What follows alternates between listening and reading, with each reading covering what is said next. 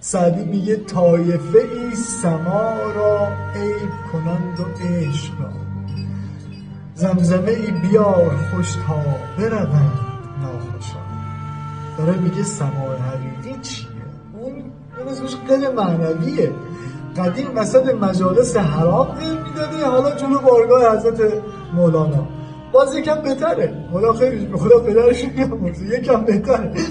ولی اون سما دوربین گرفتن و سلفی دادن و تو پیج منتشر کردن نداره که. اون یه حال و هوای درونی در خلوته که تو جوششی ایجاد میشه که نمیتونی بشینی، چرخشی ایجاد میشه که نمیتونی ثابت باشی.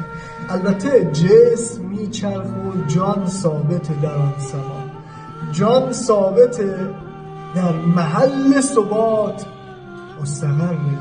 جسم رو بیرون میبینن این داره میچرخه. طایفه سما را عیب کنند و عشق را، خرقه بگیر و می بده، باده بیار و غم ببر. بیخبر است عاقل از لذت عیش بیهوشان. میگه میخوای سماع حقیقی بکنی، بیهوش شو از عالم، به هوش بیا به پشت عالم. یا به قول حضرت مولانا، با این عقلی که داری و هوشیاری که داری چی میبینی؟ پشت جهان.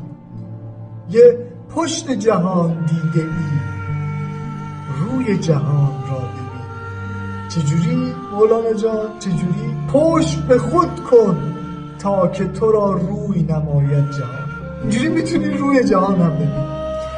سوختگان عشق را دود به سقف میرود، سوختگان عشق را دود به سقف میرود. وقت ندارد این سخن پیش فسرده آتشان. البته همه نمیفهمنش.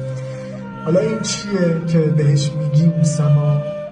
جان سما رو در این دو بیت، در این دو مصرع حضرت سعدی سلام الله علیه رحمت الله علیه معنا میکنه. رقص حلال بایدت سنت اهل معرفت. یعنی رقص در ظاهر شریعت حرام دیگه، اینجا سعدی میگه رقص حلاله. کدوم رقص؟ اون سمایی که شاخصش این باشه که تو مصرع دوم بهت میگم، دنیا زیر پای نه، دست به آخرت فشان.